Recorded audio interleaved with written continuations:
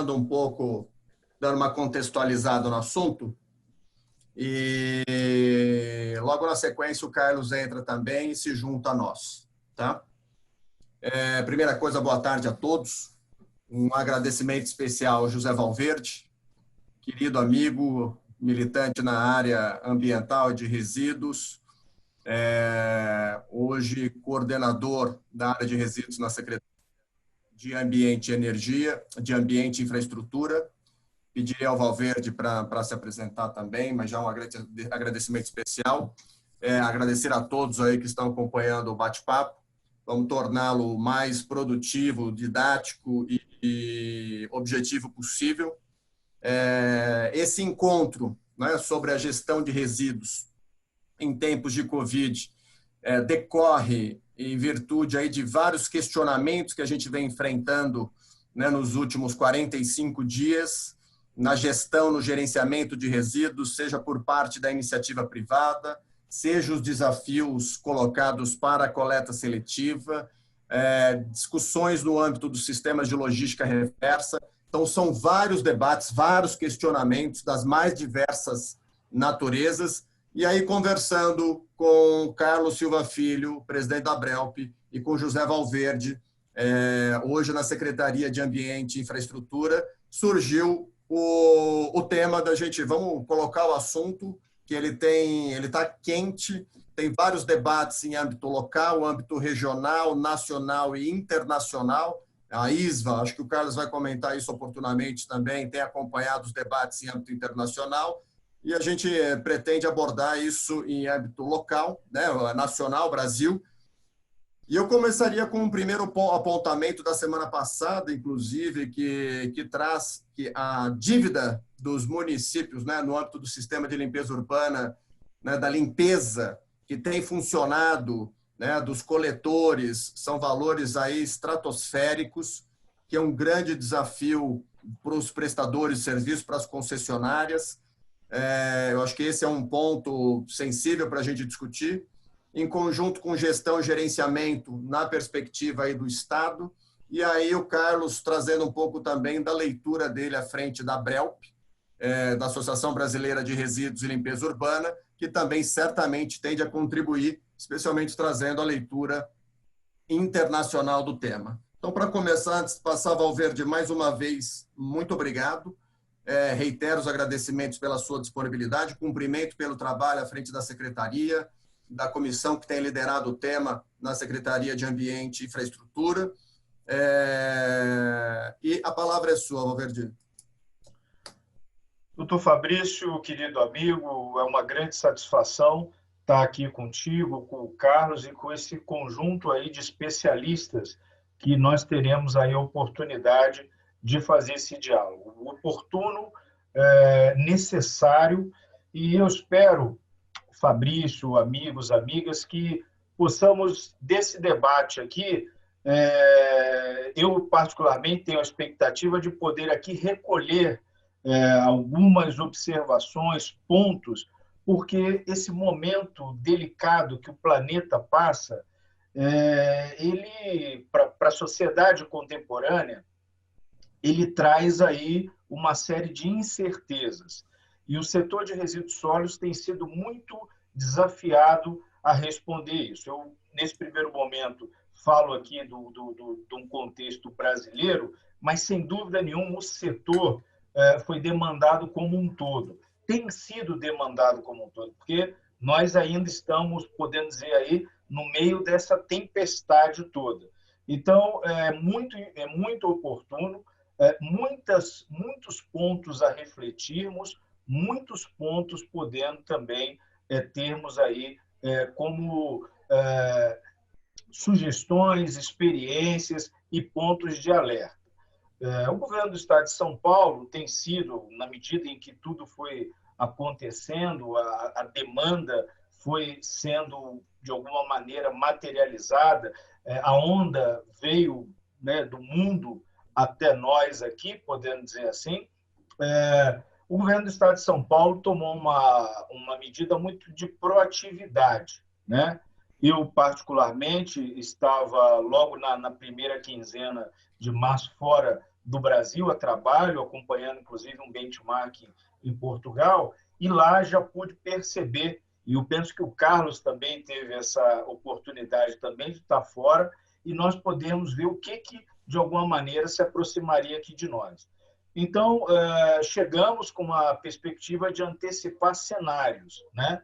E temos feito isso em todas as áreas, mas especificamente no setor de resíduos sólidos. Foi assim, olhando para a questão da necessidade da conexão saúde e a questão do setor, né? Sobretudo a questão de reconhecer no Estado aquilo também que foi objeto do governo federal, da essencialidade do serviço de limpeza pública e também ter um olhar para todo o encadeamento. Cada dia que passa é uma lição, é um ponto a ser observado. Então, Fabrício, dentro dessa perspectiva que eu pretendo, de alguma forma, pontuar um pouco, trazer de informações que, inclusive, hoje, há pouco, acabamos de ter, no âmbito do governo da Secretaria, um diálogo com o setor, e também poder, Fabrício, se assim for permitido, traçar uma visão do quanto é importante não aproveitar esse momento como de uma oportunidade. Eu não olho dessa perspectiva, eu sei que pessoas olham, eu vejo esse momento com muita dor, muitas pessoas estão sofrendo, muitas pessoas estão morrendo, muitas histórias tristes estão sendo escritas, mas eu penso que pode ser um ponto de alerta para nós, de uma vez por toda, que esse senso de urgência que essa pandemia trouxe possa, de alguma maneira, criar reflexos e reflexos que eleve a nossa gestão e gerenciamento de resíduos sólidos. Valverde, muito obrigado. Eu até ia colocar esse, acho que é o primeiro ponto para a nossa reflexão aqui, que é a questão, você muito bem colocou, a questão de serviços essenciais, né? O decreto federal que trata dos serviços essenciais coloca como serviço essencial a captação e o tratamento dos resíduos, né? E isso levantou alguns questionamentos, por exemplo, a coleta seletiva é um serviço essencial? A reciclagem é um serviço essencial? O que está no âmbito da captação? Na verdade, o termo preciso é captação e tratamento de lixo. É isso que traz o decreto federal. E aí a gente começou a enfrentar debates de o que está incluído, porque qual que é o conceito que nós temos hoje jurídico, né? É limpeza urbana e manejo de resíduos sólidos. Manejo esse que inclui a coleta, a triagem, separação, tratamento, destinação e disposição. Então, é um plexo de atividades, um conjunto de serviços que compõem o manejo de resíduos sólidos urbanos. Agora, ao declarar serviços essenciais, captação e tratamento, estariam todos os serviços abrangidos ou nós estamos aqui priorizando fundamentalmente a coleta regular? Eu acho que esse é um primeiro ponto, porque isso impacta diretamente, na minha opinião, na questão da coleta seletiva. Nós tivemos, quem acompanha os serviços em âmbito nacional sabe o desafio de manutenção da coleta seletiva, da conscientização da sociedade para separar o seu resíduo seco e úmido, né? Ou materiais recicláveis, orgânicos e, eventualmente, rejeito em 3 frações. E, de repente, a gente se depara com o efeito da pandemia, em que, veja, tem uma questão de segurança prevalente, de saúde pública, né? Do risco da contaminação, do vírus.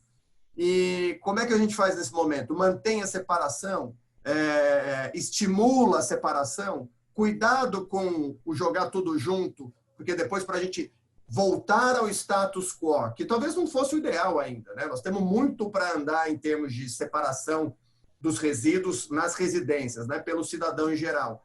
Mas o que nós vimos é que corre-se o risco de perder o conquistado, né? Em algum momento você, pela questão naturalmente de segurança e saúde pública, começar a colocar tudo junto, e isso tem um impacto natural. Então, acho que tem a questão, queria ouvir aqui para a gente pensar um pouco alto, serviços essenciais, como é que você visualiza isso, tendo em vista o Estado está diretamente aí junto com os municípios e deve vir questionamentos de várias naturezas nesse ponto, e, fundamentalmente, a questão de coleta seletiva versus a conduta e a postura do usuário, do cidadão, que, na minha opinião, tem o risco de retroceder a depender de como isso é tratado. Tenho participado de algumas discussões, vários grupos de trabalho, aí dos mais variados. É controverso, é um tema controvertido, tem lugar que se mantém a coleta seletiva e funciona muito bem, tem lugar que tem aumentado a demanda, tem lugar que suspendeu por questões de segurança, especialmente dos catadores e catadoras de materiais recicláveis que estão expostas ou expostos ao risco. Queria te ouvir um pouco neste ponto, que me parece, nos últimos debates que eu tenho participado, extremamente controverso. Um momento, e a gente mencionava aqui, da complexidade e do aspecto delicado do que nós, de uma maneira geral, os governos têm tido que agir, né? E aqui, particularmente, o Estado de São Paulo tem buscado, com essa proatividade, sempre baseado na ciência, priorizando a questão da saúde, mas também tendo aí o senso da importância do aspecto econômico também da sociedade. Fabrício, não é simples uma tomada de decisão dessa. Então, quando você estabelece um decreto com essa urgência e também diante ainda até de muitas incertezas, então você procura até, como é objeto, e todos aqui, os especialistas sabem o que é, o papel até de uma política nacional. A gente até costuma dizer, olha, você estabelece ali normas gerais para que você possa depois entrar em determinados detalhamentos. Então, se estabeleceu ali um nível de apontamento dos setores ou dos segmentos como essencial. Agora, há uma necessidade também num segundo momento, se entender a profundidade disso, sobretudo à luz jurídica, até porque, particularmente o nosso setor, se tem muito a questão de contratos, né, envolvendo esse tipo de serviços, essas prestações. Mas nós estamos diante de uma situação que nós estamos sendo levados. Então, num primeiro momento do decreto, nós ainda nem tínhamos plenamente o acesso, e a ISVA foi muito importante nesse processo, eu creio que o Carlos poderá até detalhar um pouquinho mais, de alguma maneira fazendo emergir aquele documento, sobretudo apontando a presença ali do vírus nos materiais, nos reciclados. Isso foi importante, inclusive, até para orientar nas próprias recomendações que depois surgiram. Salvo engano, a ABS trouxe uma primeira manifestação, na sequência, outros órgãos, a própria CETESB também, muito proativa ali, sob a liderança da doutora Patrícia Iglesias e toda a sua equipe, diretoria, recebeu também do próprio governo essas orientações da gente e, de alguma maneira, podendo detalhar aquilo que seria as possibilidades. Então, hoje, até inclusive, na semana passada, muitos aí puderam acompanhar, até o próprio diálogo que o Ministério Público aqui em São Paulo tem liderado, com as cooperativas, com o setor de limpeza pública, em relação à paralisação ou não da questão das cooperativas, né? Então, esse é um ponto. Em alguns lugares, a gente entende que é complexo essa atividade funcionar, outros já enxergam de outra forma. Algumas regiões, inclusive, estão até levando esse serviço com uma certa regularidade, se aliando ali a órgãos de saúde, procurando se adequar. Então, nesse primeiro instante, eu penso que foi muito acertado, pelo menos o sinal de que o setor era essencial à sua continuidade, né? E aí são opções que nós temos que ir fazendo. A gente tem lidado e tem percebido muito uma certa maturidade, a gente não sabe até quando durará, ou como isso se consolidará, mas a gente também tem vivido, por mais que tenhamos um momento pragmático de agir, há também uma certa empatia dos setores de procurar entender isso. Olha, no primeiro momento, mantemos essa questão da essencialidade do serviço, mas vamos procurar aprofundar a partir até do que a ciência nos traz, a partir também da reação. A gente até talvez vai entrar um pouquinho mais no detalhe, mas, por exemplo, aqui a cidade de São Paulo aumentou um turno nas centrais mecanizadas da coleta seletiva, ou seja, um aumento de 20% a 25% na coleta seletiva. Então, Fabrício, eu penso que nós estamos meio como aquela linguagem figurada, me permito aqui, do equilibrista chinês, né? A gente tem a legalidade, a gente tem essas questões práticas, mas o momento nos desafia o quê? Não podemos perder a essencialidade e a continuidade desse serviço. O Carlos, acho que quando chegar aí, nós vamos poder adentrar um pouco, Fabrício, naquilo que você falou, que é a preocupação do setor com a questão das dívidas, da inadimplência dos municípios, porque as arrecadações vão cair. Então, nós estamos num grande momento de impasse. Quando eu menciono aqui que aqui espero seja um momento de nós podermos fazer reflexões e apontar caminhos, essa é uma importância.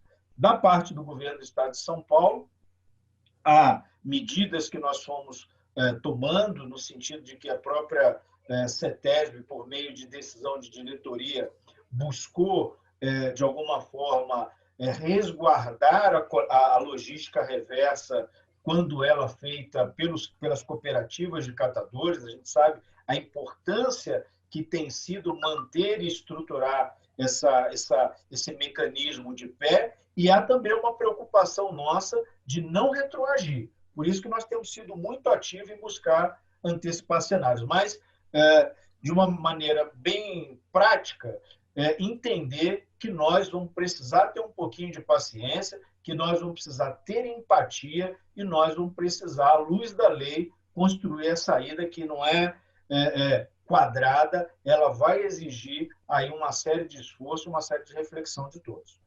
Não, ótimo ponto, porque eu concordo também, não tem algo acabado para esse assunto, porque até nessa questão, só para não falar, tem vários amigos palmeirenses assistindo, viram a sua caneca aí e para não deixar, como eu não tinha caneca do Palmeiras aqui, eu dou uma improvisada para não ficar por baixo. Especialmente o André Saraiva, alguns amigos que estão aí me provocaram, falaram, como é que o Valverde pega essa caneca do Flamengo, pô? É que eu estou num ambiente doméstico, então eu estou à vontade. É camisa do Flamengo, é quadro do Flamengo, é tudo Flamengo. Mas vamos lá. Só para, acho que para pontuar, que é uma coisa que você colocou interessante, e essa questão dos contratos, né? Durante os últimos anos também, a gente viu aí um esforço também, especialmente pelas cooperativas, junto às cooperativas, para executar serviços de coleta seletiva formalmente contratadas pelas municipalidades, com contrato, né, de prestação de serviço, que já mostra uma maturidade dentro da execução desse serviço da coleta seletiva, e, de fato, a gente se depara com esse cenário. De repente, pandemia, e a gente discutindo a relativização do cumprimento dos contratos. Como cumprir? Vis-à-vis o que você tem hoje na limpeza urbana regular, né, onde você tem uma maior geração de resíduos nos domicílios, e aí uma retração nos serviços. Aí eu vou usar como São Paulo, que consegue ilustrar bem isso para o resto do Brasil.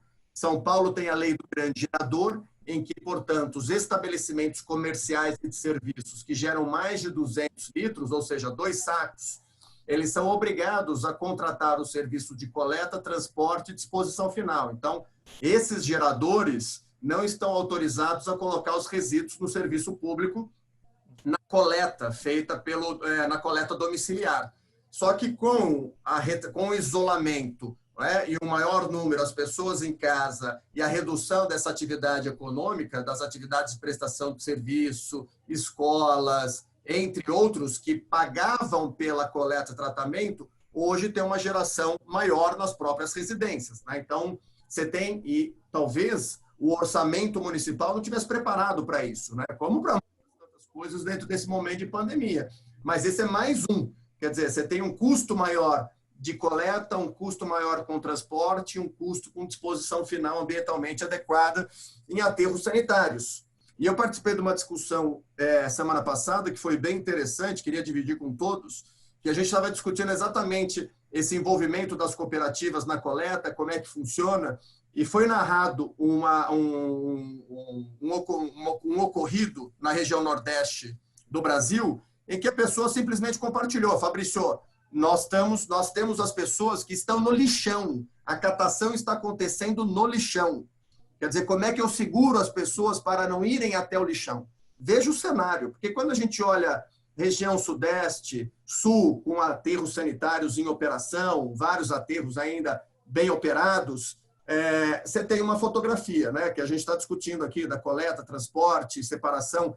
Agora, foi narrado um cenário dramático, onde as pessoas estão ali no lixão, vivendo da catação do lixão, e como lidar com esse tipo de situação. Né? Nós somos um estado, São Paulo, privilegiado pelas políticas públicas que vêm sendo implementadas ao longo da última década, pelo menos, ou desde da política estadual de resíduos, que você teve um papel preponderante, que é que nós temos um percentual ínfimo encaminhado hoje para a destinação inadequada. Agora, quando você olha Brasil, por isso que eu acho que é importante esses debates, que é para a gente visualizar e sair um pouco do encastelado: eu mando para aterro sanitário, o aterro funciona, sendo que está difícil tirar as pessoas de lixão. Né? É uma situação difícil administrar, e por isso que a gente tem feito sempre esse alerta: resguardar as particularidades locais.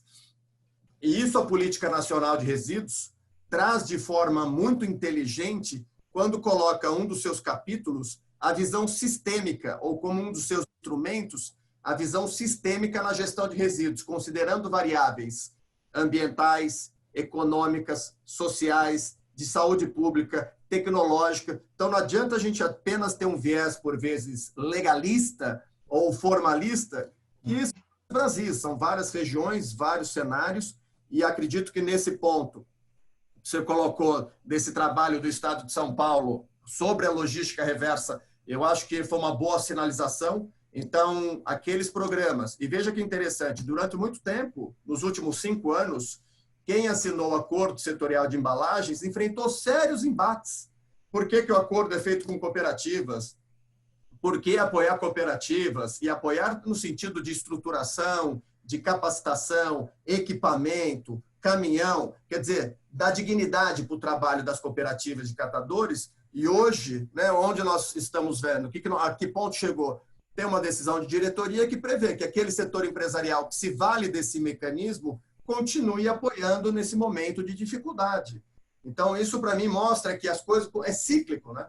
Então, durante um tempo se criticou muito o modelo, e hoje vê que o setor empresarial é um parceiro, junto com as administrações públicas, que tem obrigação do auxílio social, né? A obrigação aqui no aspecto social é a obrigação do município, mas vem um auxílio emergencial também por parte do setor empresarial no âmbito da logística reversa. Então, isso a gente vê que, se não tiver essa união de esforços neste momento, nós não vamos superar isso muito fácil, não. Se começar a apontar o dedo quem está errado, ou quem está certo, ou como deveria fazer, a gente enfrenta vários problemas daqui para frente. Né? Nós estamos numa situação delicada, excepcional, esperamos que temporária, né? Num curto período, não obstante já ter passado aí 25 dias, no caso do isolamento em especial, mas que isso seja muito bem ponderado, seja sopesado, porque não adianta apontar o dedo para o município, porque o município não vai ter receita. O município, a queda de faturamento e recebimento é incrível.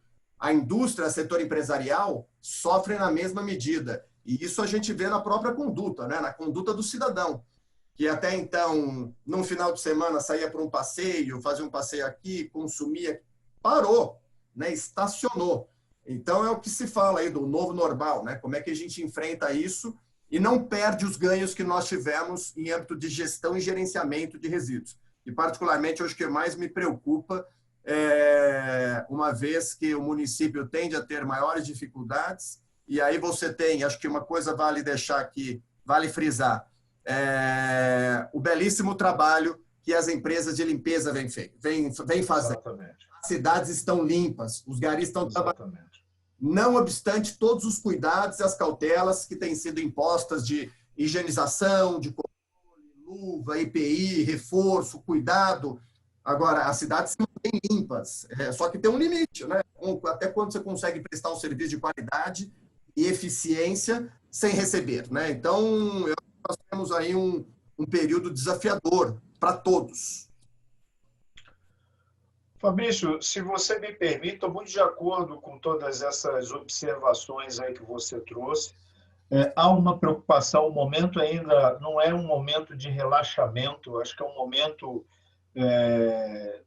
de muita apreensão, trazendo aqui para o nosso setor. O setor respondeu presente, acho que a gente tem visto aí, sobretudo, né? E aí acaba sendo até um pouco também complexo num país continental como o nosso. A gente talvez, nós que moramos na mesma cidade, regiões próximas, convivemos, mas não podemos afirmar como é que tem sido isso no Brasil todo, mas, de uma forma geral, na média, a gente tem visto o papel do setor de limpeza urbana, de alguma forma, contribuir para minimizar a problemática. Você imagina um ambiente desse de pandemia, tendo ainda que lidar com uma destinação inadequada, uma disposição inadequada e toda a complexidade que o lixo, né, que o resíduo, de uma forma descartado de uma forma sem gerenciamento, sem critério, pode comprometer a saúde pública. Então, o Carlos aí se soma a nós, e eu queria também, nessa linha, mencionar também algo que tem me chamado muita atenção, naquilo que o secretário Marcos Penido nos orientou de pronto, que era buscar antecipar cenários, era, primeiro, entender que a geração de resíduos urbanos, sobretudo, ela teria uma grande concentração, né? Sobretudo as pessoas em casa. Então, isso demandaria da própria coleta formal uma reanalisada, uma recalculada na própria rota ali do seu dia a dia. Isso influencia, por exemplo, impacta, por exemplo, nas questões contratuais, né? O Carlos poderá mencionar um pouco mais isso.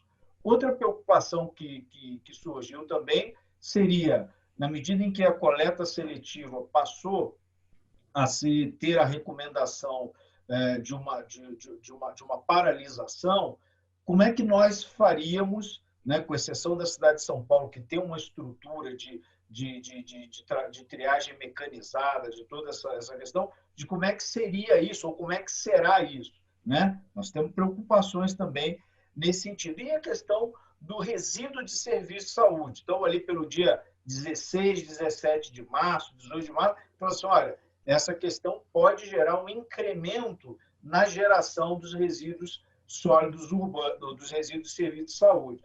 Então, tem sido também uma preocupação nossa, do ponto de vista até da Secretaria de Infraestrutura e Meio Ambiente, nós temos tido também um diálogo muito estreito nessa questão, seja ali com os responsáveis da vigilância sanitária, temos dialogado muito ali com o Valentim, com o Vital, para poder, de alguma maneira, estarmos harmônicos dentro desse setor e criar aí, vamos dizer, os aspectos intersecretariais, né? Intersetoriais.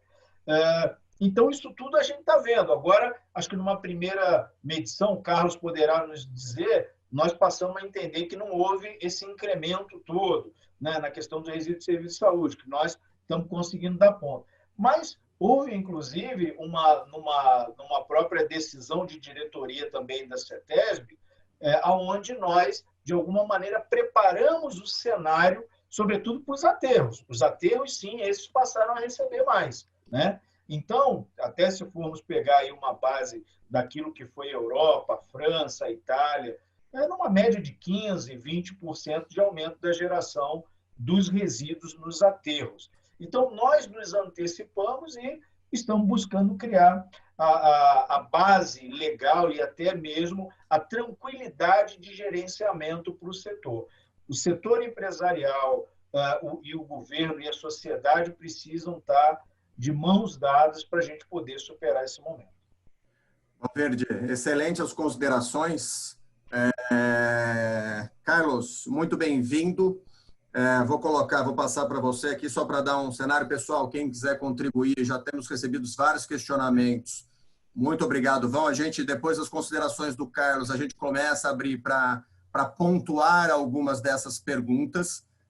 Nós estamos aí com quase 200 pessoas acompanhando o nosso bate-papo. Fico muito contente aí com vários amigos aqui, estou vendo grandes amigos aqui que estão nos acompanhando. Então, nós nos comprometemos a ser o mais objetivo e didático possível no tema, não obstante a sua complexidade. Começamos, Carlos, falando de serviços essenciais, né, sendo que o decreto prevê captação e tratamento, né, como que a gente poderia entender essa captação e tratamento, quais são os serviços, as atividades que estão ali incluídas como serviços essenciais, as dificuldades operacionais, tanto por parte dos municípios, né, como do usuário, como dos prestadores de serviço nesse setor, como é que lida com esse momento, né, tendo em vista a discussão mais premente aí dos últimos dias, que é da questão da coleta seletiva. Muitos municípios mantêm, outros tantos não suspenderam. Como lidar com esse processo?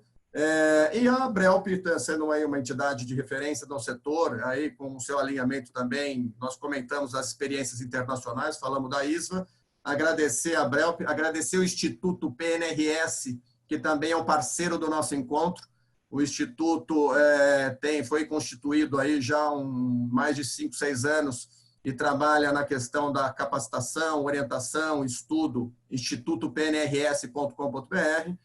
Agradecemos o apoio para o encontro e, Carlos, a palavra é sua. Bom, boa tarde. Fabrício, obrigado pelo convite. Boa tarde, Valverde. É realmente um grande prazer estar aqui com vocês. Eu já peço desculpas a todos por esse atraso. Hoje houve uma série de reuniões encavaladas, das quais eu não consegui me liberar antes, depois mais alguns ajustes aí de conectividade, internet, que a gente também nunca espera, mas estamos juntos, é uma alegria muito grande poder debater com vocês esse tema e trocar um pouco de ideias do que a gente vem fazendo, do que nós estamos acompanhando. Então, em termos de serviços essenciais, nós temos aí, a partir de um decreto federal que trouxe justamente, que listou os serviços de coleta e tratamento como serviços essenciais, depois replicado por outros decretos, um inclusive aqui do estado de São Paulo, que também fez menção a esses serviços. Nós vimos trabalhando, ou seja, o setor como um todo vem trabalhando para garantir, para assegurar essa prestação ininterrupta e eficiente dessas atividades, que nos dizeres da ISVA, nos dizeres das entidades internacionais, juntamente com o setor da saúde, se constituem na mais importante barreira sanitária para prevenir a maior transmissão e contaminação pelo coronavírus. Mas a gente precisa lembrar, e isso nós temos repisado, de que não só no coronavírus, não só durante a pandemia do Covid-19, os serviços de limpeza urbana são uma atividade essencial para a proteção e preservação do meio ambiente e da saúde pública como um todo, como uma série de outros vetores, como uma série de outros agentes patogênicos, e é isso que nós precisamos zelar e assegurar.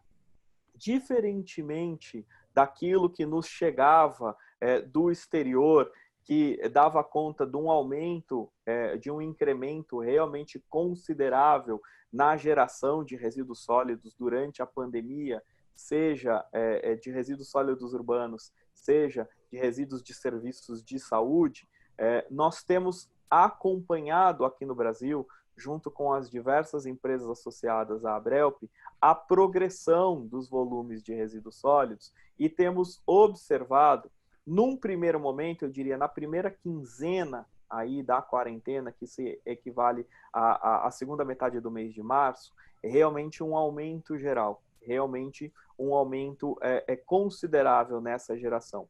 O segundo período da nossa pesquisa, que são os primeiros 15 dias do mês de abril, eles já dão conta justamente de um movimento mais de arrefecimento dessa geração. Já num sentido que realmente tem havido um maior controle no consumo, já tem havido justamente uma maior preocupação com a restrição orçamentária e, por conta disso, uma menor geração geral, vamos dizer assim, no total, na média, dos resíduos sólidos. Porém, dois destaques. Um aumento bastante considerável na fração seca, na coleta seletiva. Então, nós temos observado, isso nos tem sido reportado por vários associados, que os resíduos colocados para a coleta seletiva têm registrado um aumento considerável, apesar da paralisação, da suspensão de diversas atividades de triagem. Então, esse é um ponto que a gente pode conversar, né? De um lado, aumenta-se a geração desse tipo de resíduo, aumenta-se justamente a entrega pela população desses resíduos, dessa fração seca, para uma coleta seletiva, e, por outro lado, nós temos uma suspensão das atividades de triagem, o que implica que esse volume maior de resíduos acaba indo para as unidades de disposição final. E, por outro lado, o outro ponto que nos chega é justamente uma retração, no geral, da geração dos resíduos de serviço de saúde, dos resíduos das unidades de saúde, como o Valverde diz, e aí na contramão de tudo que foi registrado no mundo inteiro. Então, nós temos aí, por exemplo, um dado que me chegou nesse fim de semana, uma análise dos 30 dias aí, de 15 de março a 17 de abril, na verdade, dados da Catalunha, dizendo que ali a geração de resíduos de saúde aumentou 72%. As outras frações, mais ou menos num comportamento igual que a gente tem observado aqui, mas um aumento considerável. Na Itália, essa geração de resíduo de saúde aumentou em torno de 10 vezes. Na França, praticamente triplicou. Então, nós tivemos esse aumento muito acelerado desses resíduos nessas unidades de atendimento à saúde, o que não está se refletindo no Brasil. E um ponto que nós entendemos necessário, e é isso que a gente pensou de trazer para esse debate, é justamente essa delimitação do caráter da essencialidade. Qual é realmente, quais são as atividades que estão abrangidas nessa essencialidade, porque nós temos aquelas atividades imediatas, que seria a coleta domiciliar, é algo que realmente é inquestionável que precisa acontecer, a destinação de todos esses resíduos, a coleta e tratamento do resíduo de saúde, mas nós temos uma série de outras atividades nas cidades, integradas no conceito de limpeza urbana e manejo de resíduos sólidos, que apesar de haver uma redução da ocupação das cidades, da mobilidade, apesar da quarentena e do distanciamento social, são atividades que precisam continuar sendo executadas para a garantia da saúde pública, da salubridade urbana como um todo. Então, nós tivemos, por exemplo, uma matéria na imprensa que diz que a cidade de São Paulo observou uma redução de 55% dos resíduos na varrição de vias públicas. Claro, a população não está mais nas ruas, mas nós ainda temos que ter serviços de varrição e ainda temos resíduos, infelizmente, sendo descartados no lugar errado, porque descartar resíduo na rua é algo que já não deveria acontecer há muito tempo. Então, nesses conceitos em geral, até mesmo para um posicionamento aos municípios, aos gestores municipais e à sociedade como um todo, eu não tenho visto discussão. A gente vê discussão sobre coleta seletiva, suspender ou não suspender, triagem, suspender ou não suspender, como assegurar um tratamento adequado ao resíduo de saúde, mas no escopo geral desses serviços de limpeza urbana e de gestão de resíduos sólidos, nós precisamos realmente dar este posicionamento, ou construir, melhor do que dar, construir este posicionamento para realmente possibilitar essa boa execução e um menor contágio da população por coronavírus e por outras aí por outros possíveis patógenos que porventura venham, e a gente sabe que tem na questão do resíduo sólido. Muito bom, Carlos. Eu queria, para já emendar, Valverde, veio com um comentário aqui da Patrícia, que eu acho que é importante, dentro desse contexto, inclusive, colocado pelo Carlos, se porventura o Estado tem sido instado ou procurado por municípios para tratar dessa situação das cooperativas neste momento, né? Tendo em vista que o ponto de contato das cooperativas são fundamentalmente os municípios, as prefeituras, isso de alguma forma reverberou no Estado. Olha, eu só não vou responder a pergunta do Mimo aí, porque ele tá implicando com a minha caneca, viu? Não, o Mimo está querendo polemizar. O Mimo mas ele é testemunha. Eu não vou brigar com ele, porque ontem foi aniversário dele, então eu não vou brigar com ele, não. Mas o Mimo até é um exemplo. Quando eu menciono, e o Carlos também sabe bem disso, que o quanto o governador, o vice-governador, o governador João Dória, o vice-governador Rodrigo Garcia, o secretário Penido, têm buscado antecipar cenários e têm buscado construir soluções. O Carlos mencionava aí o conjunto de reuniões que ele teve, nós tivemos juntos, aí o setor reunido com todo o gabinete do secretário Penido hoje, justamente, Fabrício, pensando o momento e o que está por vir também, né? Depois, acho que a gente podia falar um pouco sobre esses cenários. Nós, logo no início, ali pelo também dia 16, 17, fomos dialogar com os consórcios. O governo do Estado de São Paulo tem feito um trabalho, tem se dedicado muito à questão da regionalização e soluções consorciadas. Então, nós abrimos um diálogo e comecei aí pelo querido Mimo, aonde a gente começou a ter um olhar, né? Começou a ter um pouco aquilo que seria não só a questão da coleta seletiva, dos catadores. É claro que isso vem com o acessório do social, vem com o social intrínseco a essa atividade. Nós começamos a ter um olhar de uma maneira geral e fomos começando a ver cada realidade, podendo dialogar, inclusive até juntar elementos para as medidas futuras que foram tomadas. Uma delas se reflete na própria decisão de diretoria da CETESB, buscando, de alguma maneira, fortalecer.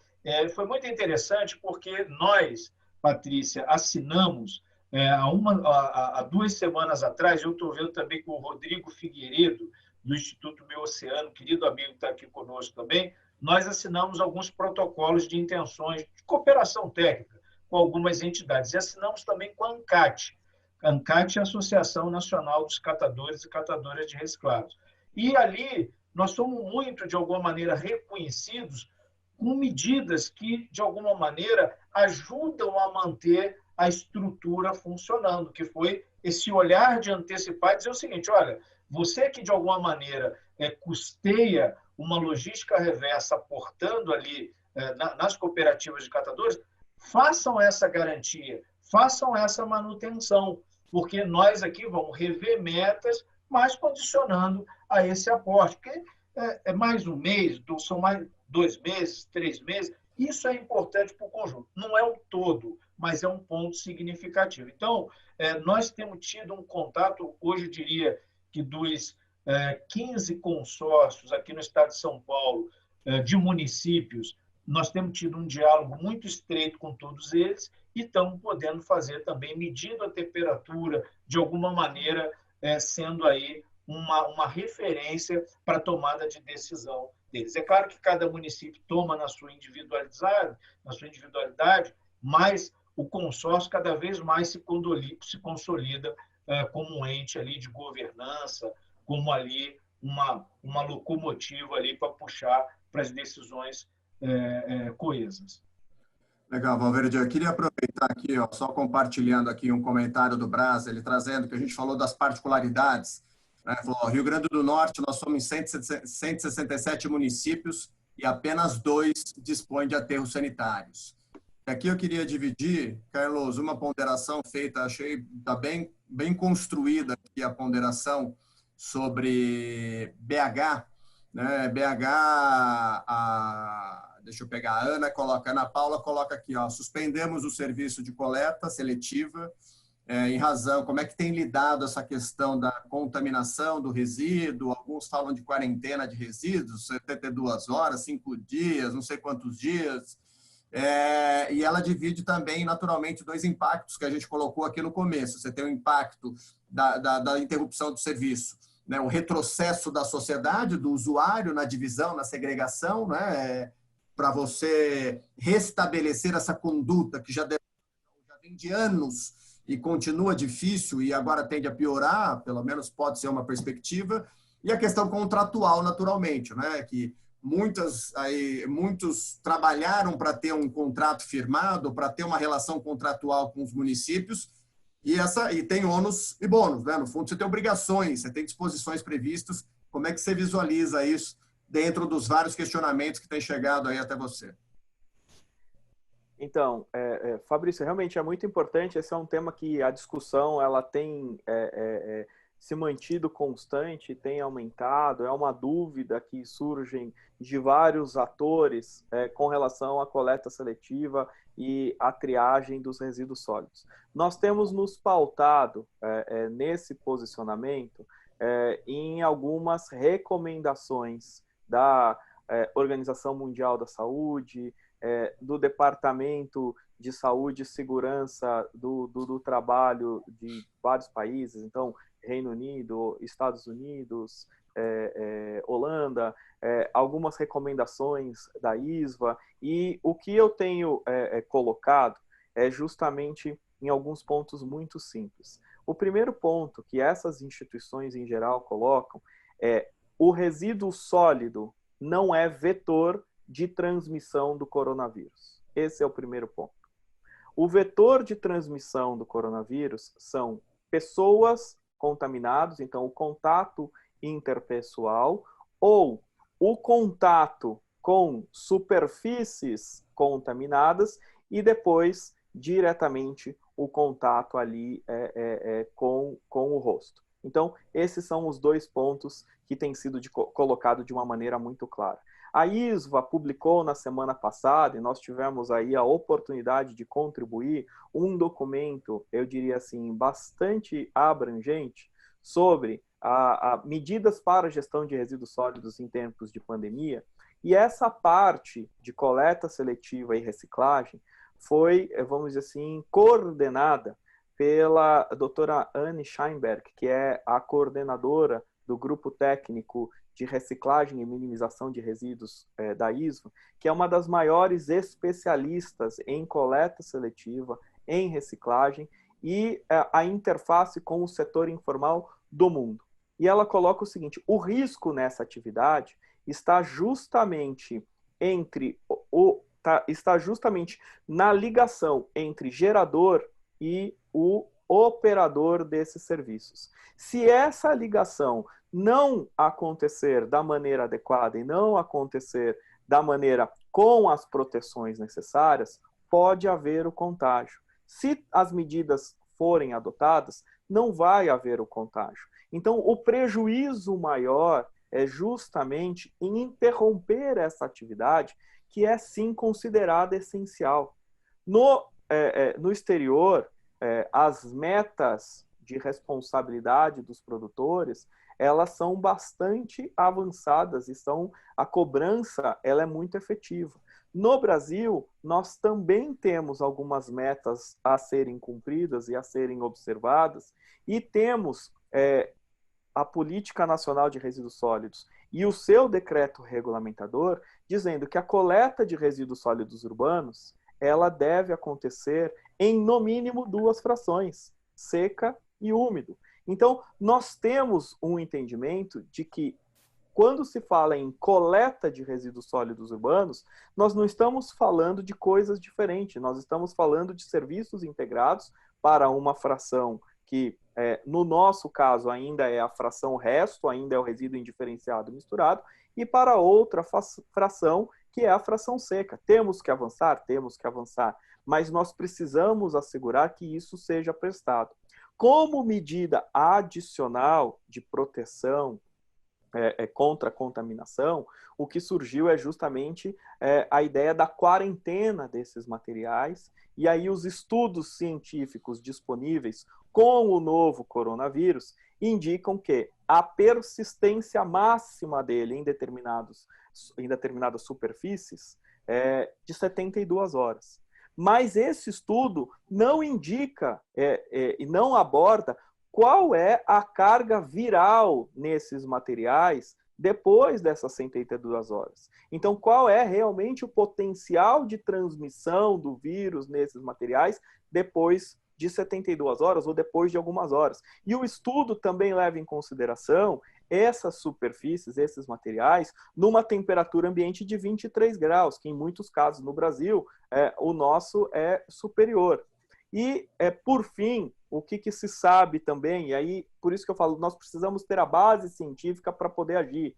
Se sabe também que este coronavírus, tal qual as milhares de outras espécies de coronavírus que já conhecemos, é um vírus frágil, é um vírus que eles dizem que é o vírus envelopado numa fina camada de gordura. Então, qualquer substância detergente, qualquer substância sanitizante, ou até mesmo a questão do meio ambiente onde esse vírus se encontra, são suficientes para reduzir essa carga viral. Então, nós precisamos justamente ter atenção a tudo isso. E só um comentário em paralelo a isso que eu estou falando, já no começo dessa pandemia, já no começo justamente das medidas necessárias, o que nós temos indicado é uma série de ações a serem adotadas pelos operadores para a prevenção da contaminação dos trabalhadores por coronavírus. E essas ações de segurança, de higienização, de distanciamento social, elas têm se mostrado efetivas. Nós praticamente não temos nenhum caso de contaminação por coronavírus dos trabalhadores de limpeza urbana no Brasil. Então, mostra que realmente, quando adotadas as medidas necessárias, quando implementadas as medidas necessárias, elas surtem efeito e nós conseguimos justamente barrar e prevenir a transmissão dessa contaminação. Carlos, queria aproveitar, depois dessas considerações, até trazer o Roberto, que trabalha aqui, é o gestor da limpeza urbana em São Caetano do Sul. Ele traz aqui e compartilha conosco a experiência de São Caetano do Sul, que, no caso, não paralisou nada. Na verdade, foram adotados um conjunto de medidas, de condições, aqui ele coloca isso de forma bem clara, para assegurar e manter o equilíbrio das condições sanitárias, e foram mantidas as atividades de coleta de lixo, coleta seletiva, limpeza. A vida segue normal no serviço, na execução do serviço, mostrando que isso, na verdade, só reforça os desafios e as particularidades locais e como cada gestor enfrenta. Ninguém está dizendo que é fácil, que é simples e que o serviço deve ser mantido ou deve ser suspenso, mas, no fundo, tem aqui uma grande experiência. O Roberto, que faz um belíssimo trabalho, dividindo conosco o que acontece em São Caetano do Sul. Eu queria trazer aqui também, dividir uma ponderação rápida. Teve 2, 3 comentários aqui sobre a questão de logística reversa, que o que São Paulo fez, na verdade, não revisitou os objetivos da logística reversa. São Paulo simplesmente colocou que para sistemas de logística reversa de embalagens, neste período da pandemia, manterão os apoios ali, investimentos em cooperativas de catadores de materiais recicláveis, e esse apoio financeiro será considerado quando for apresentado o relatório de logística reversa, que naturalmente terá dificuldade de atender às suas metas quantitativas. É isso que a CETESB colocou na sua decisão de diretoria, que as metas serão relativizadas em razão do peso em decorrência da paralisação das atividades pelos municípios. Então, e aí isso numa perspectiva eminentemente territorial, o Estado de São Paulo. Em âmbito federal, ainda nós não temos uma posição sobre o encaminhamento deste tema, como será interpretado. Nós temos modelos também de logística reversa que não estão calcados em cooperativas, que é o modelo de logística reversa implementado por intermédio de certificados de logística reversa no âmbito da CETESB, da Fiesp, inclusive o Ricardo participa conosco, o Rocco, grandes amigos aí, super combativos na área, super competentes na área de resíduos, e que, por exemplo, não alcança esse tipo de modelo. O que alcança é um modelo que está calcado em cooperativas. Então, isso pode ter uma relativização a depender da interpretação que será dada, uma vez que muitos municípios suspenderam as atividades. Fabrício, me permita aqui, até puxando o nome do nosso diálogo aqui em tempos de gestão de resíduos em tempos de Covid, na minha visão de poder público que tem tido responsabilidades aí ao longo de 20 anos, uma coisa eu diria, né, que em tempos de Covid, em tempos como esse, os governos precisam agir rápido, né, porque a probabilidade de, às vezes, um silêncio, uma falta de ação, uma morosidade pode colocar a perder, né, agir rápido dentro de critérios, né, antecipar cenários. Então, eu diria que um dos pontos das responsabilidades dos governos é de agir rápido, né? É claro que com base técnica, com base científica, mas não pode hesitar em apontar os caminhos. Teve uma pergunta aqui, Carlos, até para dividir, que isso, na verdade, também veio, meio que um raciocínio lógico, né? Bom, se em todo lugar do mundo aumenta o resíduo sólido de serviço de saúde, né, o resíduo de serviço de saúde, o que acontece no Brasil que tem uma redução? Estariam, portanto, sendo dispostos ou destinados como um resíduo sólido urbano, como um RSU, e por isso não estão sendo tratados devidamente nas estruturas de resíduos de serviço de saúde? Isso apenas é um refletir que tem uma ponderação aqui nos questionamentos pelo próprio Ricardo, e como está alinhado com a sua ponderação, inclusive, sobre os efeitos aí do coronavírus. Não, perfeito, Fabrício. É o que eu falei, né? Essa informação, ou assim, essa percepção e esse relato dos operadores nos chegou justamente no final da semana passada, quando nós compilamos os dados desse segundo período da pesquisa que vimos fazendo com frequência junto a esses associados. E acendeu justamente esse alerta. Se o mundo realmente está seguindo numa linha em que há uma intensificação do atendimento em unidades hospitalares, em unidades de saúde, em que há construção de hospitais de campanha, em que há realmente uma internação aí por um período, eu diria até que alongado, desses casos para tratamento do coronavírus, com uma geração muito maior dos resíduos de saúde, por que o Brasil vai na contramão? Então, um dos alertas que surgiu é esse. Será que está havendo uma segregação deficiente dentro das unidades hospitalares? Será que está havendo uma mistura desses materiais com resíduos sólidos urbanos e aí, portanto, um desvio do tratamento desses materiais, o que traz uma preocupação e realmente aí um potencial de contaminação e de transmissão elevado? Então, são algumas linhas que nós estamos justamente agora tentando depurar o dado, tentando depurar a informação para avaliar. Será que o fechamento de pequenas clínicas e de outras unidades de atendimento com geração de resíduo de saúde trouxe um impacto tão grande assim?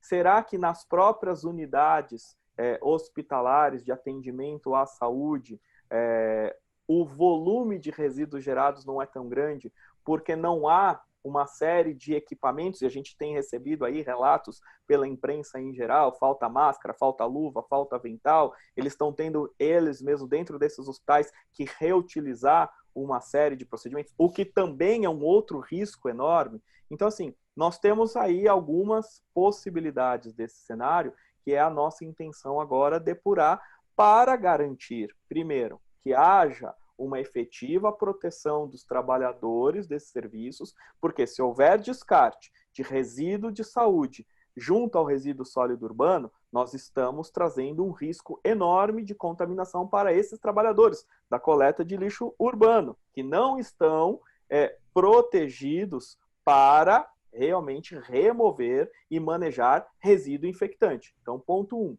Ponto 2. Se houver essa mistura, nós estamos trazendo um problema de meio ambiente, porque esse material está sendo encaminhado para unidades de disposição final que não estão licenciadas para receber este tipo de material. E terceiro ponto, nós estamos abrindo uma brecha enorme para a sociedade, trazendo riscos de ainda maior transmissão e difusão desse vírus, enquanto outras medidas de contenção estão sendo adotadas. Como o Valverde mencionou, nós tivemos uma reunião nesta tarde com os integrantes do gabinete da Secretaria de Meio Ambiente e Infraestrutura aí, do Estado de São Paulo, com representantes das demais entidades representativas do setor de resíduos sólidos, para já começar a discutir os próximos passos num ambiente de retomada das atividades econômicas do Estado de São Paulo. Então, o governo do Estado de São Paulo está se antecipando justamente à questão de um processo de retomada, quais são as ações de contingenciamento e de escalonamento que cada setor precisa adotar para que a gente possa garantir esta retomada de maneira segura. Se a gente vai aí em conjunto, setores privados, governo, terceiro setor, sociedade civil, atuar nesse plano, mas nós temos de um lado indireto uma brecha enorme para que essa contaminação continue acontecendo ou seja ampliada, é um ponto de preocupação muito grande e realmente vamos trabalhar em conjunto para minimizar ou até mesmo, vou dizer assim, interromper essas possibilidades. Aqui eu queria só fazer um parênteses aqui, Valverde, antes de passar para você, e queria só uma reflexão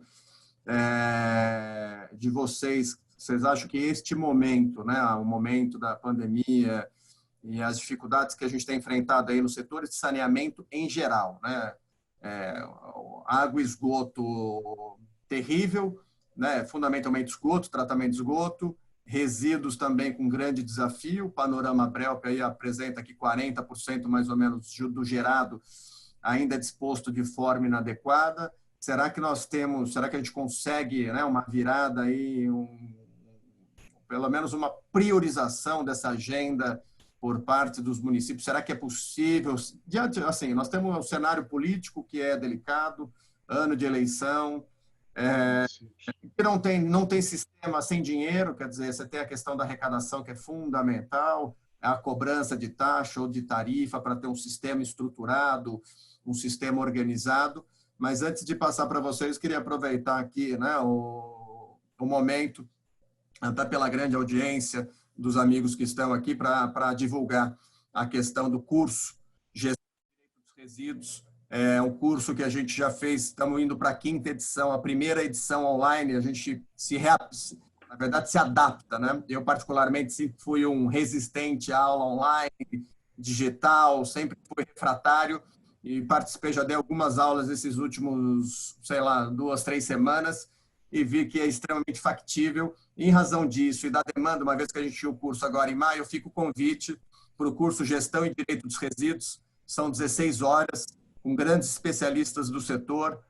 Quem tiver maior interesse, está no site da Trevisan Escola de Negócios, curso de extensão em Gestão e Direito dos Resíduos, e que, naturalmente, todo esse tema, né, com a profundidade que ele merece, será abordado pelos especialistas da área. Então, fica o convite para quem tiver interesse também, dar uma olhada no site da Trevisan Escola de Negócios, o curso de extensão. Valverde, passo para você a palavra nessa perspectiva do gestor público, né, do município. Eu queria aproveitar também, Fabrício, você mencionou aí água, esgoto, a questão do saneamento básico de forma geral. Eu queria muito também aqui na perspectiva do governo fazer também um registro sobre o papel também da Sabesp nesse processo. A Sabesp tem sido muito também protagonista desse processo. Houve também, já na tomada rápida de decisão do governo de São Paulo, a questão ali da tarifa ali para aqueles para os mais carentes ali, de territórios, de regiões vulneráveis, a isenção dessa tarifa, e também todo um trabalho, também muito na linha do que o Carlos Silva mencionou, do papel da higienização nesse momento. Então, seja ali continuando a trabalhar no próprio processo ali das instalações, talvez em questões mais emergenciais, mas a Sabesp tem tido a sensibilidade também de colocar ali pias coletivas ali para que as pessoas possam higienizar suas mãos, levando caixa d'água para algumas comunidades. Nesse momento aí, vamos dizer assim, de infantaria, essas medidas são importantes também se somarem agora nesse processo que a gente precisa conter o avanço aí dessa pandemia, sobretudo em áreas mais afastadas, áreas mais concentradas também. Eu mencionava, Carlos, antes de você chegar, de que eu não via esse momento, e até pela dor e por tudo isso que tem gerado aí no planeta, como um momento de oportunidade. Assim, olha, é uma oportunidade. Eu não vejo dessa forma, não me somo a isso. Mas esse momento ele tem que nos levar, né? Muito foi, em alguns momentos, comparado gastos, e aí de uma forma global, gastos nas questões de armamentos versus gastos nas questões de saúde pública, e a gente viu quanto os governos, de uma forma geral, padecem daquilo que a gente pode chamar do investimento correto. Eu penso que o Brasil tem que, de alguma maneira, recolher essa experiência que nós temos tido, primeiro, de ter um setor tão vigoroso, Carlos, como é o setor da limpeza pública. Esse setor, sem dúvida nenhuma, eu conversava outro dia aqui na cidade de São Paulo com o doutor Monte, lá da Anlurb, e ele dava alguns relatos, até muito nessa linha da diminuição do resíduo de serviço de saúde, de alguma maneira analisando ali os pequenos consultórios odontológicos, aquelas próprias lojas ali de tatuagem, isso tudo às vezes acaba entrando também num cômputo geral, e aqui em São Paulo os números são gigantescos, mas da importância de nós mudarmos, né, nesse divisor de águas que é esse Covid-19, de nós olharmos de uma maneira como um caminho sem volta para a evolução do setor do saneamento como uma forma geral, e resíduos se incorpora a ele. Não será fácil, nós estamos diante de um ano eleitoral, um ano que as mudanças vão acontecer nas cidades, e as cidades hoje são os grandes titulares desse tipo de serviço, mas é um momento, e nós, sobretudo, se apercebe também o papel dos governos regionais, a importância que os governos regionais, que os estados têm tido nesse momento. Então, me parece muito oportuno pensarmos em discutir todo um processo, Fabrício, que você tem sido, talvez, um grande pioneiro em trazer, que é a própria questão da tarifação, das taxas da tarifa, para a gente buscar a economia, a viabilidade econômica dentro do processo, seja ele do saneamento como um todo. No momento onde se discute aí a renovação, a atualização do marco do saneamento, eu penso que nós temos, mais do que ter uma boa lei, né? Nós temos uma boa lei de saneamento, uma boa lei de resíduos sólidos, mas eu penso que a prática, os programas e as políticas públicas precisam dar praticidade e apontar o caminho da transformação. Carlos, quer fazer as suas considerações? Teve alguns apontamentos para você aqui. Mas só emendando aqui no que o Valverde falou, que realmente é bastante pertinente para esse momento, Valverde, nós temos colocado de uma forma que justamente este momento seja aproveitado por cada cidadão para justamente começar a avaliar de uma maneira muito mais próxima todo esse processo de geração de resíduos sólidos, de serviços de limpeza urbana. Nós vimos aí uma série de manifestações de reconhecimento em cidades do Brasil inteira para com esses trabalhadores que sempre se sentiram invisíveis. Então, é algo importantíssimo que a população perceba que tem alguém passando diariamente na porta de casa e levando aquilo que a gente descarta como resto. Então, que a gente possa realmente aproveitar este momento e pensar um pouco mais em ações de consumo sustentável, que a gente já vem falando aí há bons anos, que a geração de resíduos, na verdade, ela começa no momento do consumo, né? Então, que a gente precisa ter essas práticas, que este momento seja utilizado quando nós estamos dentro de casa, ou uma grande maioria está dentro de casa, para a gente analisar quanto de lixo é gerado, será que a separação está sendo feita de uma maneira correta, e que possamos adotar esses passos justamente pós-pandemia, deixando pelo menos algum legado positivo na questão de gestão de resíduos, na questão de meio ambiente. Então, que a gente busque justamente esse aperfeiçoamento das práticas. E trazendo o ponto aí do lado de poder público, eu estou vendo que temos vários municípios aqui participantes, ou representantes de municípios e de consórcios participando conosco dessa chamada,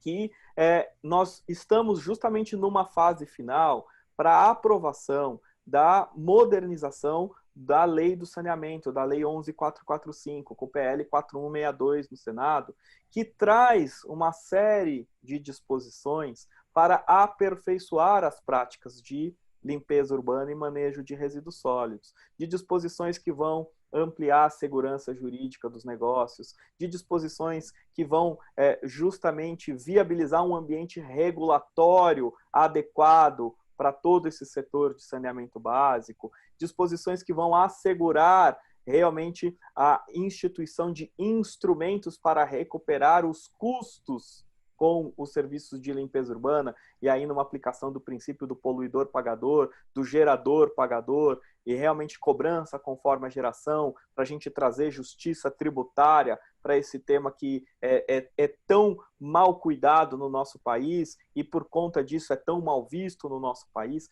Então, vários pontos que a gente pode avançar e tirar de proveito deste momento em que a gente vê que realmente é uma atividade inerente à existência humana. Não conseguimos, por mais ainda que tentemos isso nos vários países, realmente dissociar a atividade humana em sociedade da geração de resíduos sólidos, mas nós podemos fazer muito melhor daquilo que fizemos até agora, e esse eu vejo que é realmente, vamos dizer assim, um legado que a gente pode, em termos de setor de gestão de resíduos, deixar pós esse momento de pandemia. Eu vou dar uma passada rápida em alguns comentários aqui para a gente caminhar para o final, até porque o combinado é combinado. Então, em razão do horário, outros compromissos, só ficou aqui a Cris Cortez sobre a possibilidade de compartilhar a publicação da ISVA, comentada por você, Carlos. Está no site da ISVA e a gente pode disponibilizar o link, Fabrício, no Instagram, no LinkedIn, ou enviar direto para a Cristiane. Perfeito. Aí o Bruno coloca, bom, então podemos entender que o decreto inclui coleta seletiva e triagem como serviço. Isso vai depender da interpretação. Assim, a rigor, está ali, né? Coleta e tratamento, eu estou entendendo que é um conjunto de atividades. Só que isso não é um consenso, né? É um entendimento que, a depender de cada um ali, de uma procuradoria jurídica, de um especialista que lê, interpreta a sua maneira, né? Lembrando que o que está escrito é captação e tratamento de lixo, ou seja, não usou nenhum termo resíduo, rejeito, coleta, triagem, nenhum termo que consta da nossa legislação, da Política Nacional de Resíduos Sólidos e da Lei de Saneamento. Reforçando a questão do marco regulatório, o Carlos acabou de abordar a importância. E um ponto que me chamou a atenção aqui, que a Jaqueline colocou, que de fato é fúnebre, né? Mas é um fato. Em relação ao saneamento, um ponto que me preocupa é a questão do necrochorume, tendo em vista que boa parte dos brasileiros são enterrados, né? Em tempo de Covid, enterro coletivo são algo constante. Sabemos que a resolução do CONAMA orienta a utilização de uma manta impermeabilizante para proteger os lençóis freáticos. Qual o impacto disso no meio ambiente? Olha, é uma boa abordagem, porque de fato impacta, inclusive, o impacto choca, né, no cidadão, aquela imagem, aquela abordagem, e tem essa questão. Fabrício, muito interessante, só uma pequena observação, as imagens talvez ali de Manaus, eu acho que chamou muito a atenção de todos ali, aquela imagem aérea ali, realmente é um ponto de preocupação mesmo, né? Foram feitas covas ali, improvisadas, né? Covas ali, de alguma maneira, para um sepultamento coletivo. Sem dúvida nenhuma, esses desdobramentos, esses reflexos vão ser também objeto aí de reflexão também e de tomada de decisão, né? Eu confesso que eu não tinha me atentado a essa abordagem, mas é extremamente relevante, né? Porque o que você vê é cavar buraco, são as cavas, né? As covas. Carlos, alguma ponderação? Fabrício, esse é um tema que eu já tenho ouvido aí em diversos fóruns, e de novo, é o que eu falo, não apenas em tempos de pandemia, é o que a gente tem falado da limpeza urbana. Há uma série de práticas que vão sendo levadas no nosso país e que agora acabam surgindo ou vindo à tona, trazendo uma preocupação. Mas eu tenho justamente participado de vários fóruns, nós temos participado aí de várias discussões, e quantas vezes não foram levantados essa questão, a própria, o licenciamento e contenção dos cemitérios e justamente dessas covas para os enterros em geral, a questão que a gente, interminável, que nós vimos batendo na tecla dos lixões, né, desde antes da Política Nacional de Resíduos Sólidos. O que significa fechar um lixão? É só colocar uma corrente e não depositar mais resíduo, e todo aquele material lançado sobre o solo, sem nenhum cuidado, sem nenhuma impermeabilização.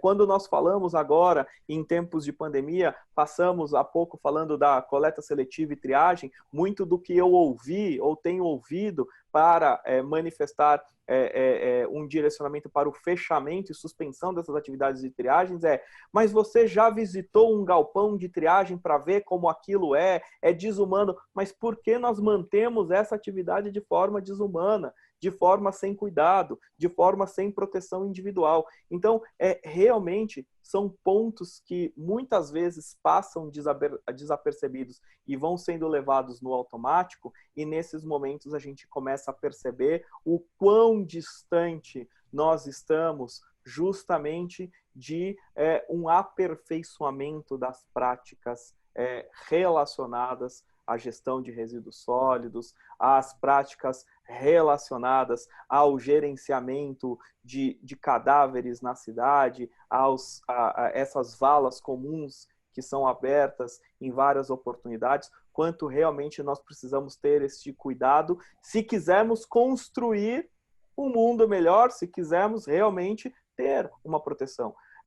A gente já falou várias vezes aí da extração indiscriminada de recursos naturais, o não aproveitamento desses recursos a partir dos resíduos descartados. Nós estamos esgotando a capacidade do planeta de repor isso. Enfim, é uma miríade de assuntos que a gente podia trazer sob esse guarda-chuva, e eu acho que dariam vários encontros ou vários diálogos. E aí, Fabrício, você como o nosso anfitrião deste primeiro diálogo, e com o apoio que já vem sendo dado pelo Felsber, pelo Instituto PNRS, vamos programar, e eu me coloco à disposição.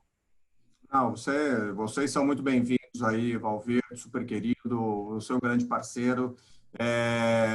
Eu acho que para a gente vamos caminhando aqui para o final.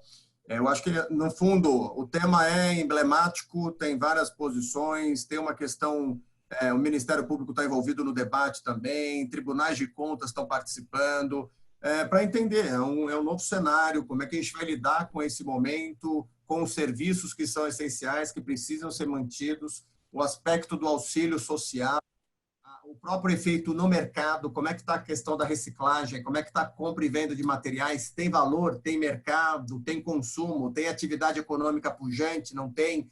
Então, acho que são várias ponderações para a gente ir ao longo do tempo refletindo sobre isso. O pessoal aqui, a Patrícia fez a gentileza de colocar o link da ISVA, onde tem os materiais aqui que o Carlos fez referência. Tem o último comentário aqui também do próprio Fabiano. Existe algum material gráfico para orientação dos trabalhadores, das cooperativas, sobre as medidas de segurança a serem adotadas, algumas recomendações da BRELP? Eu não sei se isso está no mesmo material do ISVA, Carlos. Estaria no mesmo material ou não? Não diretamente no mesmo material, mas tem também nesse link da ISVA materiais de outras instituições, tem instituições que estão trabalhando diretamente nesse tema e fizeram algumas representações gráficas muito interessantes e de muito fácil compreensão por qualquer ator do setor, pela população em geral. Então, acho que vale. Algumas delas já compartilhamos no perfil da Brelp no Instagram. Recentemente compartilhamos aí 5 dicas de como comunicar melhor a gestão de resíduos sólidos durante a pandemia, feitas pela Ana Loureiro, que é a nossa amiga de Portugal e expert em comunicação e gestão de resíduos. E eu acredito que alguns desses também de gerenciamento dos recicláveis já estão lá, mas com certeza também no site da ISVA. Bom, Valverde, quer fazer as suas considerações finais? Agradecer, Fabrício, a oportunidade aqui desse diálogo.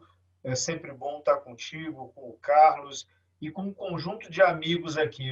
Puxa, são muitos, né, de um público tão grande aqui, mas particularmente quero dar um abraço aqui ao André Saraiva, meu herói, nosso amigo, e o André simboliza aqui. Estou vendo também a Fernanda, que tivemos juntos lá recentemente no COGEAR, tivemos ali uma construção lá no curso de Direito Ambiental da doutora Consuelo, muitos amigos aqui, o Rodrigo do Instituto Meu Oceano, o Adriano, meu colega lá na secretaria.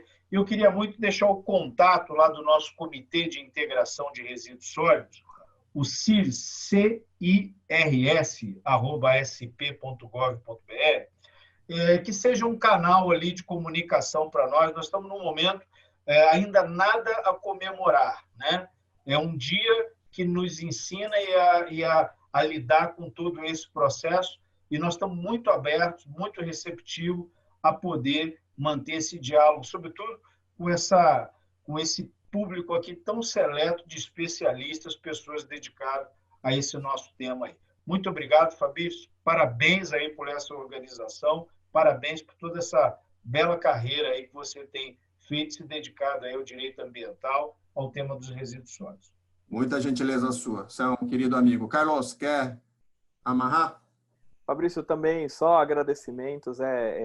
Eu tenho participado e temos aí tido a chance de compartilhar alguns debates e cada debate a gente acaba vendo aí que essa construção, uma construção conjunta, os inputs recebidos dessas pessoas que nos acompanham e assistem no momento dessa conversa, nos trazem reflexões para novos pensamentos. Então isso é importantíssimo. Amigos muitas vezes distantes, como o Valverde já mencionou, também reitero os abraços para todos os que a gente acaba não vendo com frequência, mas sabe que estamos juntos nessa construção. E eu quero aqui, eu vi alguns mencionar o Evandro, amigo de Rio Preto, aí também de todas as horas nos acompanhando. Eu vi aqui o Zé Cláudio Junqueira, de Minas Gerais, também conosco aqui com alguns comentários. Vi comentários da Bahia, enfim, todos esses que a gente precisa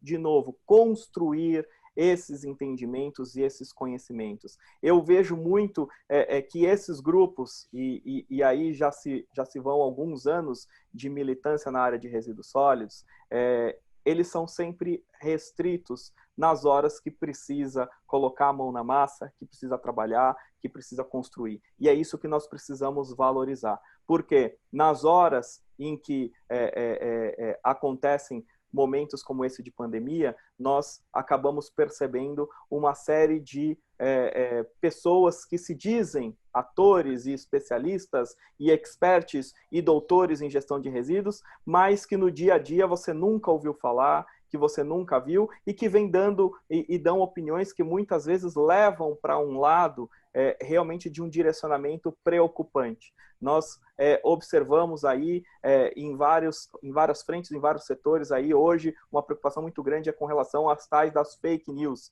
E, infelizmente, também no nosso setor de resíduos sólidos, nós temos observado muitas fake news, nós temos observado muitos comentários e indicações de álcool sem nenhum fundamento, sem nenhum embasamento. Então, precisamos realmente ter esses grupos de quem milita, de quem pesquisa, de quem constrói e de quem realmente está ali com a intenção de construir e não simplesmente de utilizar dessa oportunidade para ter ali algum holofote e depois realmente não ajudar nesse compartilhamento. Então, nós temos percebido, infelizmente, é um alerta que vale, mas, novamente, com esse agradecimento para essa contribuição de todos. Bom, Carlos Valverde, muito obrigado. Eu queria agradecer a todos. Nós estamos estreando aqui o primeiro diálogo. A gente espera fazer aí uma meia dúzia, né, nos próximos 30, 40 dias. Muito produtivo, de forma bem objetiva, direta. Eu acho que a gente começou bem com o pé direito, acho que um alto nível, as visões das mais diferentes, né, e se, no fundo, que elas convergem, tanto na perspectiva do prestador de serviço, do poder público, e com os seus desafios que são naturais. Aqueles que queriam fazer os comentários aqui, espero a gente ter respondido a maioria deles no chat, ficou uma ou outra aqui aberta, infelizmente o tempo é curto, e tentando obedecer ao máximo aqui o estabelecido de 1h15. Fiquem todos bem, uma ótima semana, muito obrigado por todos aí, e que Deus nos proteja. Abraço. Tchau, pessoal. Obrigado. Obrigado, até a próxima.